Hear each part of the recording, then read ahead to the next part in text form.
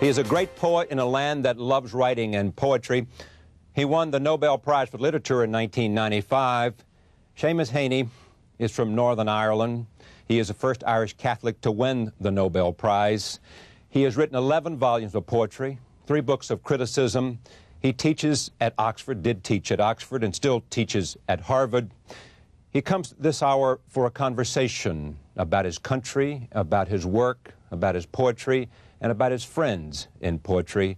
His works explore the conflicting experiences of his Irish heritage and speak to a human complexity that has no borders and no boundaries. His latest collection is called The Spirit Level, and it is due out in June, and I am very pleased to have him here at this table on this broadcast for this conversation. Welcome. Thank you. It's nice to have you here. Nice to see you. The interesting thing about this extraordinary honor is that you were almost the last person to know. That is true, yes. Yeah. I was in Greece for the first time. I was in a little fishing port called Pylos on the southwest of the Peloponnese. I had spent the day before coming from Sparta over the mountains.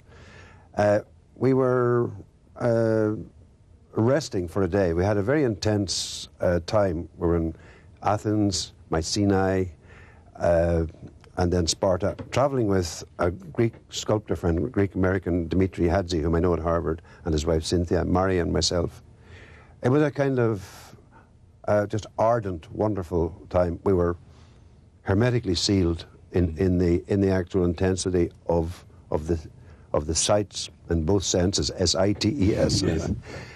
And we took this day of quiet, and after lunchtime on the Friday, I rang home because I knew my son Christopher would be around the house.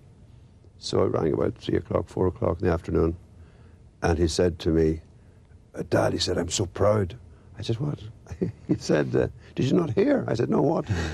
And he said, you have won the Nobel Prize. Well, I mean, I don't know what I felt. I called my wife and I said, you better tell your mother. Because some instinct told me that you don't say, I have just won the Nobel Prize. No, it's okay to use that sentence if it's you or he. But not the first person singular, so there's some deep law against that. So anyway, Marie gets on the phone. That's right, yeah. And what does she do? But she says, are you sure? Have we called Stockholm? No, it's true. Well, actually, this was the next thing. Then he said, you have to. You have to call Stockholm. Yes. Because, I mean, they want to know if you will accept it. Oh, yes. Yeah. Like everything has its legal side. Yeah, well, we want to talk more about that. What's your life been like since then? Because forever now, it's almost like your name will not be just Seamus Heaney, but it'll also be Seamus Heaney, Nobel laureate. How does it change you? Well, it intensifies things that were there already. But I don't think it would. I don't think I'm self-deceiving. I don't think I'm deceiving myself to say that it hasn't changed in kind my life. You know, it has made the pressures that were there already more intense. In other words, mail and requests to read and requests to appear one way or another. Yes, that has to be dealt with. Before I was like a goalkeeper who had a ball shot at him every 4 minutes, but now I'm like a goalkeeper. There's a row every 4 seconds. Bionic forwards shooting at you. So, and before also, because I've always worked in the university and because I've done a certain amount of, if you like, educational work of different sorts, community and school and so on, and been invited, I had to build a kind of shelter for myself within that. So I had prepared both physically and psychologically shelters, and they are desperately necessary now. In order to get back to writing. Yeah. You had watched your friend Joseph Brodsky, who had handled it very well. Well, I admired that in Joseph enormously. First of all, I admired the unremitting humility. To anyone who knows Joseph, it might be surprising to hear this word used about him. But he hadn't much respect for himself as a creature, you know, as a citizen, you know. There was no question of, here I am, Joseph Brodsky, bow down before me, you know. But he had he arrogated enormous rights to himself as a representative of intellect and poetry, you know. So his impatience and his overbearing was always a kind of principled, you know. But he himself went about without pomp or ceremony and conducted himself after the Nobel Prize with the same kind of smoking and moving along the corner of the street, you know. Socially and publicly, he remained a democrat and a free spirit, you know. And that energy was always there until he got sick. Yeah. You know. Well, of course, Joseph had sheer genius of high voltage of energy, intellectual and otherwise. We'll come back to this, but he and Derek Walcott were friends of yours. I don't know at what point, maybe at Harvard, that you came together or somewhere else. Well, I had read Derek Walcott long before I met him. I met Derek much later on in the late 70s. He also went through, as the whole Caribbean did and does, went through a cultural and political development or crisis that was gone through in Ireland 1890s through to 1920 or 30, you know. When you go towards independence from the colonial power, how then do you conduct yourselves? Do you retain the manners, as it were, of the conqueror, of the colonial, or do you use your native resources as you see them? And there was actually there was and probably still is in the Caribbean that is acted out in terms of styles, you know, and in fact in terms of poetry styles. Derek retained his, as it were, debt and loyalty to English language and to the forms, the traditional forms of English, like sonnets and rhyme and metrical traditions. You're about to celebrate, what, 57th birthday? 57. On April 13th. That's right. Mossbawn? Mossbawn, that's right, yes, a little farm. Your father was a farmer and also a cattle trader. That's right. Dealer. We had a small farm, but his real love was cattle dealing, we're talking about small communities. He would travel within a radius of about 13 miles. And he liked that. I now realize he liked being on the road, you know. Yeah. He wasn't... He owned the farm. He worked a bit on the farm, but we had somebody who actually did most of the farm work. He liked being on the road because it gave him a chance to get away from... I don't know that. It wasn't so much a matter of avoiding anything. It was, I think he was, as they would say, empowered when he got that. He carried one of the tools of the cattle dealer's trade is, of course, a stick, you know, an ash plant or a cane, which has its uses as a guiding and beating the cattle into line, so to speak. But it was also a little scepter, you know. So he was good at it, therefore empowering and ennobling. Yeah. Didn't go to college. No. And your mom did not go to college? No. You were the first member of your family? Yes. I was the eldest in the family. Of 9? Yeah. But my father's sister, Sarah, she was a school teacher, and she had gone to college in the 1920s. And she had... It wasn't that, I wouldn't say that there was anything, so to speak, illiterate about the family. There was a respect and a sense of the value of books and so on, but there was just no experience. How do you think being Catholic in Northern Ireland shaped you? Well, I think there are two parts to the question, being Catholic and being Catholic in Northern Ireland. I think being Catholic, the longer I live, the more I realise the answer to that question is probably totally. Well, in one way. Yeah. Because the world I grew up in was intensely religious. I mean, first of all, my mother was a woman of great faith, as I say, and great religious devotion. And so the rituals of the household, right through until I was a teenager, would include night prayers, the rosary and so on. The actual social life of the week was based upon, church going was the outing. Yeah. The whole sense of what it was about was religious, And when I went to college, of course, it was like a monastic regime. What was it? You were associated with Protestant kids, though. You saw them and knew them. And there was this great thing that went. What was it, Billy?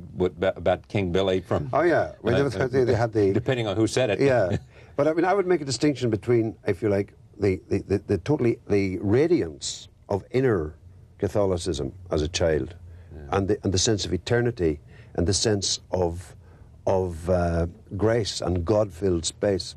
I'll speak of the sociological aspect in a minute, but the older I get, the more important I think that inner expansiveness of consciousness and the actual supernatural sense of a universe drenched in radiance, Yes. That's absolutely central. Then there's being a Catholic in Northern Ireland, which has nothing to do with what I'm talking. It's to do with the social role. It's to do with being in a minority. To do with being in a minority and all that. So, yeah. Yeah, I mean, I could talk about this for half an hour, but all that they say is true, of course, both about the sense of difference and of the negotiating skills. I mean, between the groups, Catholic, Protestant at school, shouting abuse at each other, but that being part of the ritual, Yeah. I was quite lucky in that I grew up in the country. If I had grown up in Belfast, say, on the Falls Road, I'd have grown up in a Catholic ghetto with a sense of the other out there on the Shankill Road. And it would have been more herd-like. But I actually grew up face to face. I mean, my next door neighbour, or the family closest to us, were the Evanses across the road. He was, so to speak, a Protestant. So he was both a playmate and the other, Yeah.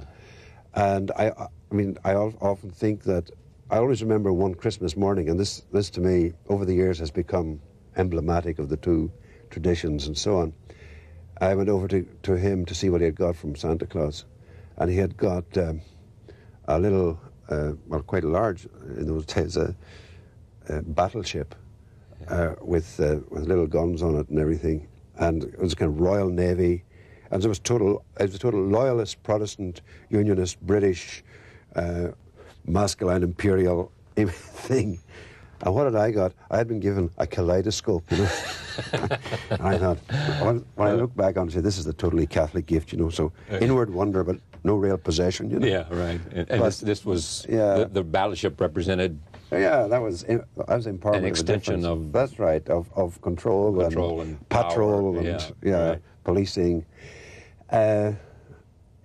But in that particular countryside, and because my father was on the road, and a lot of the people he associated with were Protestants, part of me hates using this language because it enforces kind of sectarian categories which you should be subverting. Yeah. Well, let me go to the politics of your friend John Hume was here. You've known him for a long time. Yes, I have. Yeah. Are you hopeful now? We had the ceasefire in '94. Then we had it violated in the last 3 months. Are you hopeful about the politics? Well, I think we have moved from a situation where it was atrocious. I mean, atrocity was being committed constantly. We have moved from a situation of the atrocious to a situation of the messy. Yeah. And that seems to me to be a hopeful development. Messy is better than atrocious. Absolutely. And it is surely, I mean, there is some kind of false hope engendered that politicians will solve the world, I mean, they can't. What they have to do is keep the problem on the move. But I think it is conceivable that this ceasefire would be violated again, so to speak, the occasional bomb. But as long as we don't return, and I do not believe we will return, I'm hopeful to this extent, I do not believe that the IRA will mount a campaign again of the sort that was going on, because the consequences would be hellish, you know. You wrote a powerful poem, Casualty. Well, that was about a man who was caught and blown up in an explosion in a pub because he was in between all the pressures. I mean, I was very, very interested in him because once again he was emblematic. He was emblematic of divisions and questions. I couldn't have written about him except I knew him, and I was very, very fond of him. This man, O'Neill, Lewis O'Neill was his name. He had gone out on a night when there was a curfew on, and the curfew was called by the provisional IRA. Said, "Don't go out tonight. We are in mourning for the 13 men that the British Army has shot in Derry." This was 1972. That was an atrocity committed by the British paratroopers. They did shoot these people in cold blood in Derry. So the whole Catholic community was outraged and in mourning and in solidarity. And this man actually did go out for a drink.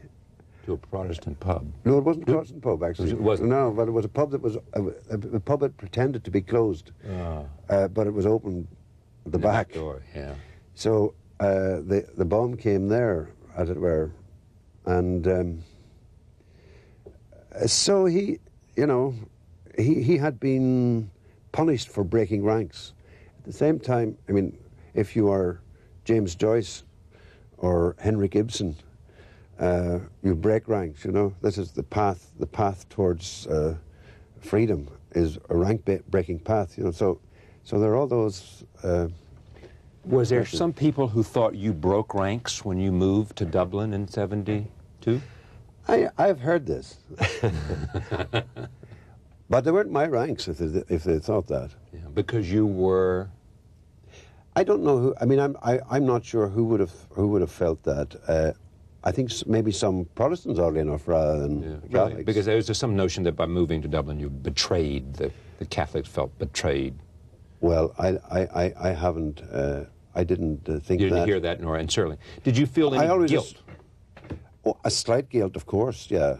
But I would have been feeling guilt anyway. I mean, I'm very good at it, whatever I am. The move I made in 1972 from Belfast in the north of Ireland to Wicklow in the Irish Republic had, I know this clearly, nothing to do with the political situation. It had to do with? It had to do with an inner development, an inner necessity in myself as a writer, as a poet, to change my life, to go from a place with a job and so on. I was going freelance. I had made this decision. I was going to leave Belfast. We were going to go, actually, we were looking at houses in County Derry and County Tyrone, that is in Northern Ireland. We were going to go from Belfast. Suddenly we were offered this cottage in Wicklow. And we went to see it. It was a beautiful place, a kind of redemptive thing. So we followed that, but it was a following of an inner compass which had to do with my own imaginative and psychic needs, not political. But then, of course, once I moved, what happened was, I know when I was 33 at the time, the Irish Times ran an editorial. You know, this was what I'm talking about. What's happening to me? An inner venture, a private, domestic move, and then it's written about in the paper in an editorial page. So it becomes a public thing, and from that moment, as it were, being in Wicklow took on a different meaning. It took on political meaning. And but it was a move that had to be made. I mean, I generally don't know the answer to your question about. You would have to ask other people about feeling betrayed or not. Yeah. My notion would have been that they would have felt verified. You know, somebody was leaving the ship, saying, "To hell with that." You know, yeah. I don't know. Poetry. You once said it's about memory.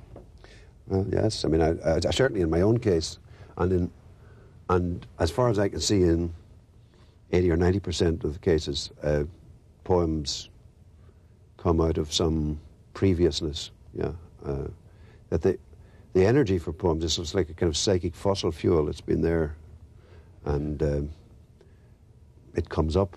Yeah. I think you said there much is made of the metaphor that you have spoken to, at least, or people have written about, that for you, poetry is akin to digging, Yeah. to gathering, Mm-hmm. to... Mm-hmm. How do you see that? Well, that was like all blessed poems. It was an accident that I connected the pen with the spade, as it were. Yes, exactly. Because when I was a youngster going to school, most of the wisdom was handed on to you on proverbial form, you know. Right. And one of the things that your elders would say to you, especially when they saw you going to school, was the pen's easy carried, you know. Yeah. And the pen's a lot lighter than the spade. Mm-hmm. So that's, and I wrote a poem called Digging it was about a sociological shift, you know, from being the farmer's son in the field to being the scholarship boy writing to being the poet with his first volume published and so on. But then I went on to write poems about archaeological finds and so on, and I mean, I think this is quite a natural image for what poetic activity is, because you are in negotiation with the unconscious, with the dream part of yourself, with the underlife of the mind, with the cellar life, and it's just a general and fairly common myth of what What does it poetry is. begin with for you? A poem usually would begin with an image, a memory, or something seen that immediately has a radiance and an invitation to it, you know. Now, those seen things quite often take on a radiance, take on an uncanny thing because they relate to something previous, you know. And I think everybody has these experiences where, for no reason at all, some moment gets isolated, what Joyce would call an epiphany, you know, something like a tractor sitting in a field in Iowa. I remember once drove past a field in Iowa in the snow, and there was a solitary tractor in the field, and I thought, you know, I haven't written about it, but it's that kind of thing precisely that would start off a poem. That would have ignited a poem. Yeah. It's based on accident, uncanniness. And Does it require certain arrogance to be a great poet? Well, I prefer to drop all adjectives from the poet there. The noun is itself a mighty one. Poet. Yeah. It's a mighty It's a word. mighty noun. It is, yes. It's one of the few words that retains a sacred aura. It does. In even still. It does, yeah. And it should be more scarcesome than it actually is. We should use it, and we too frequently say someone is a poet or or what we see as poetry when it's not, and it demeans. Well, I don't know. What is poetry? I think the noun poet seriously is still people intend good by it when they say it. You know, it's not used trivially usually. It is, yes, in the strict sense of arrogance, it is an arrogant act because you arrogate to yourself a word. And to go back to an earlier part of our conversation, that is when I left Belfast and went full-time writing, at that point, I arrogated to myself the word poet. And it happened in a very simple and dramatic way. I brought our two children down to the school in Wicklow, which is in the Republic, and Irish is the official language of the Republic. Yeah. And in some schools, they enter the details of the child in Irish. And the headmaster was writing down my address and so on. And then he under the kind of said profession of father, he wrote down F-I-L-E, which is the word filla, which in Irish means poet. And usually I would have demurred, you know, saying, "Oh, just put in professor," or something. But I said, right, okay, no, full time filla, and that And I think there is a difference between writing poetry and conceiving of yourself or allowing others to conceive of you as a poet. There is, as I said, a land, you're a great poet in a land that loves great poetry. What is it about your place? I think there are two or three things. There is over the last 200 or 300 years a language question, a change of language, a loss of the Irish language, a learning of English. Yeah. So that there is a repossession and a necessity to consolidate something, both a common cultural memory and an inner sense of psychic foundation, maybe. These are just guesses. There's that. There's the political unfinishedness of the Irish situation. In one way, Ireland is settled. There is a republic, independent, and there is a British section linked over there. But of course, all the evidence is that it is unsettled. So that when you have, and that means that in some deep part of everybody's being, there is an unsettled, unfinished bit. And there is a neediness for in wholeness and integrity. And the poet provides that? The writer provides that? The wholeness, the sense of... Yes, there is. I think that's what it does provide. It's not an illusion of wholeness. It's actually a glimpsed moment of wholeness or an intuited wholeness. I think that's what artistic form poetic achievement is. It's a feeling that something has been consolidated for that moment, you know.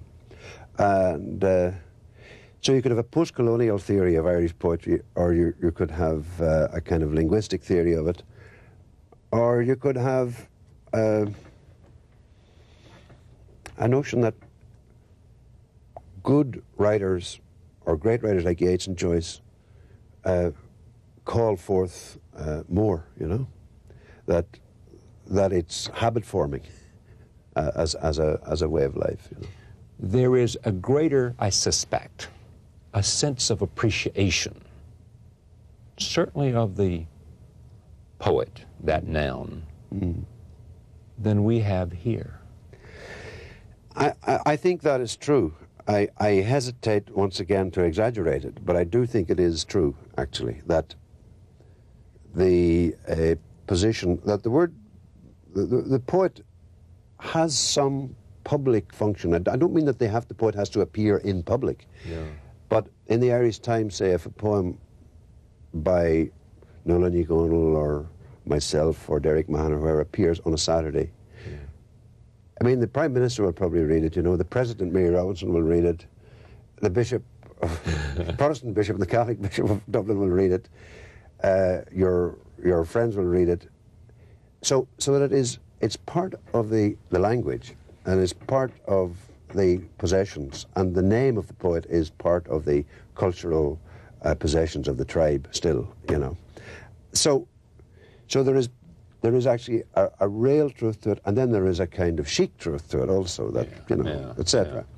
But I think that is not true in the States for a poet. You know, it's very, very difficult for any poet to, but it's partly because of the size of the country, so, but it's very difficult for any poet to be possessed, you know, by the world around him or her. How do you see do you see you have a role? And more, I see my role is to write the best poems possible. I would have thought that was an evasive answer 10 or 12 years ago. Yeah, I would think it is too, but it's not now. Why? No, it's not.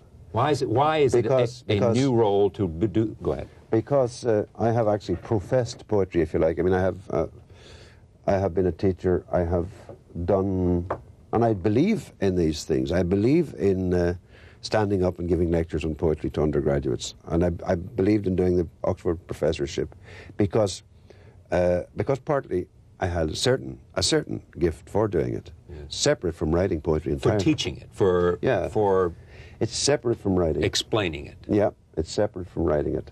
But the older I get, I say, now you've done your duty, you have done well by the art. You paid your dues to your craft. Exactly, but also paid dues to society. You've gone into schools. Right.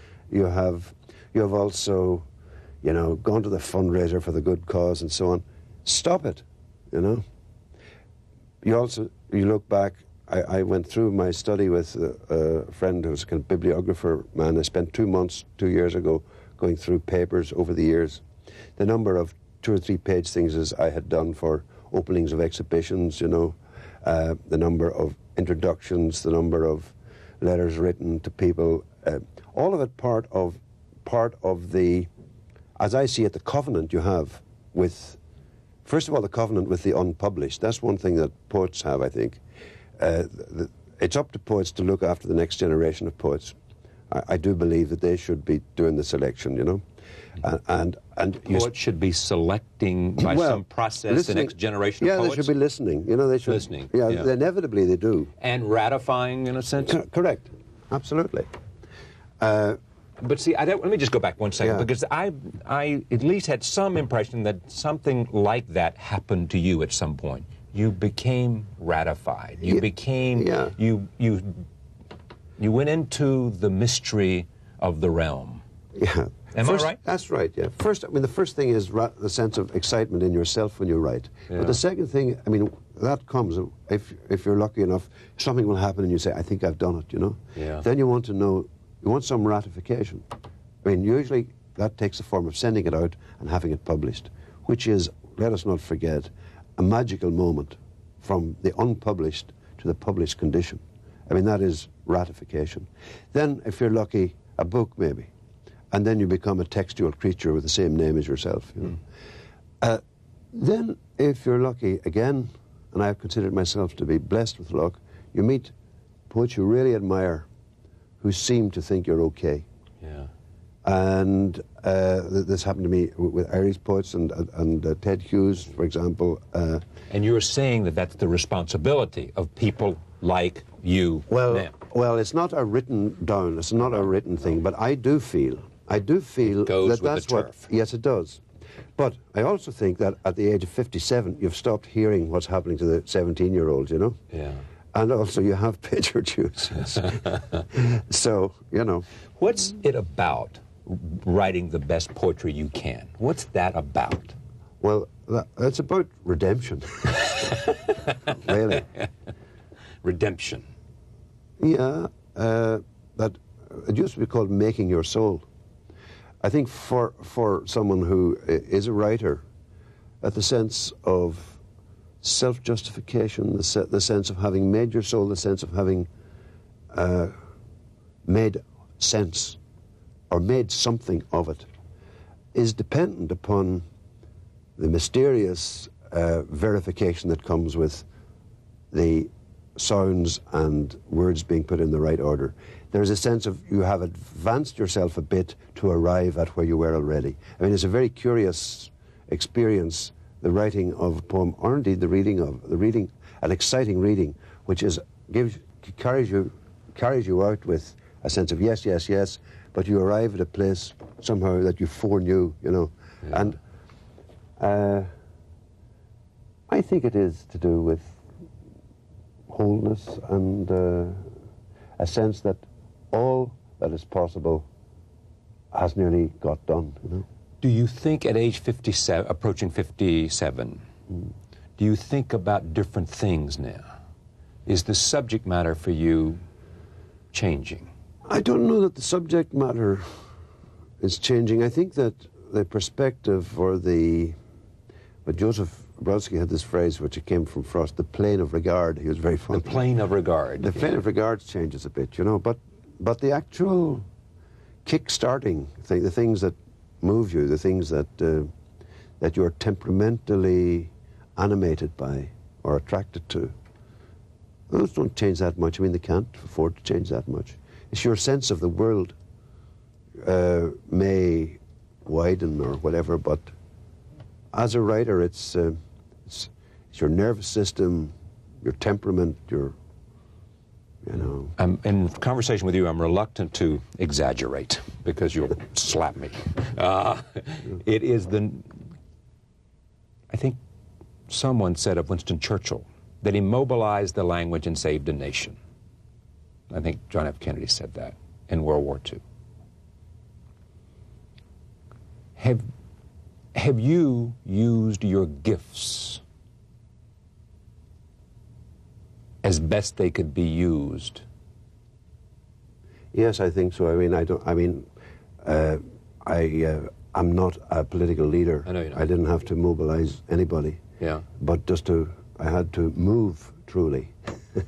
The best you can do is to try to be true to what your inner sixth sense, your questors and sensors are telling you. That's the way.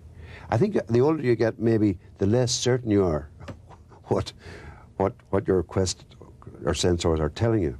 The more you know and the more experience you have, Yeah. the less sure you are about the sensors. The less sure you are, yeah. The less sure you are about your own, about the rightness of your doing. Because you've seen more, Yeah, you've and you tasted realize, more. And in the beginning, you're obsessed with your own sense of what I mean, your instincts and your entitlement to do this. You know, your righteousness. But the older you get, you realize that quite often there are implications for other people. You know, take being a parent. You know. Yeah. You know, it's very rare to meet somebody who has children as I now have, 30, 28, and 22, who thinks, well, I did that very well. You rarely meet anyone. No mistakes there. No one says that. No. Yeah. It's impossible to do that right in one way, you know. So because there's no formula, there's no perfect way. Yeah, I mean, many things, if you had your life to live again, you would do them differently, of course. But you try not to deceive, I suppose, and you try to be as true as possible. What would you do differently? I'm not telling you. But were there crossroads and steps and moments in which you? I think the crossroads would probably be the same. Yeah. Tell you the truth. It's not the road not taken, so to speak. No. Maybe just one little career choice, but that's not. In the great scheme of things, it's not. It's neither here nor there, so to speak. No. Yeah. It's wonderful to have you here. I want you to read something, if you will. This is from, you picked at the Spirit Level, and it is Mint. Yeah, it's a poem called Mint. Tell me about it before, if whatever is appropriate. It's a memory of Mint, grew at the back of the house. It's autobiographical in one way. But I think Mint belongs to the species as much as to an autobiography. The smell of mint is, you feel it belongs to us when we were pretty stooped and close to the ground. I like this poem because it went farther than just my own memories. It opened up. I think I know it by heart, but just in case. Okay, I would do the same. Mint. It looked like a clump of small dusty nettles, growing wild at the gable of the house, beyond where we dumped our refuse and old bottles, unverdant ever, almost beneath notice. But to be fair, it also spelled promise and newness in the backyard of our life, as if something callow yet tenacious sauntered in green alleys and grew rife. The snip of scissor blades, the light of Sunday mornings when the mint was cut and loved. My last things will be first things slipping from me. Yet let all things go free that have survived. Let the smells of mint go heady and defenseless, like inmates liberated in that yard. Like the disregarded ones we turned against, because we'd failed them by our disregard. Thank you. Seamus Heaney, Nobel Prize for Literature 1995. My thanks to John Scanlon and Pete Hamill, who friends of yours who helped me understand and appreciate you and your work. I thank you very much. Thanks a lot. Pleasure.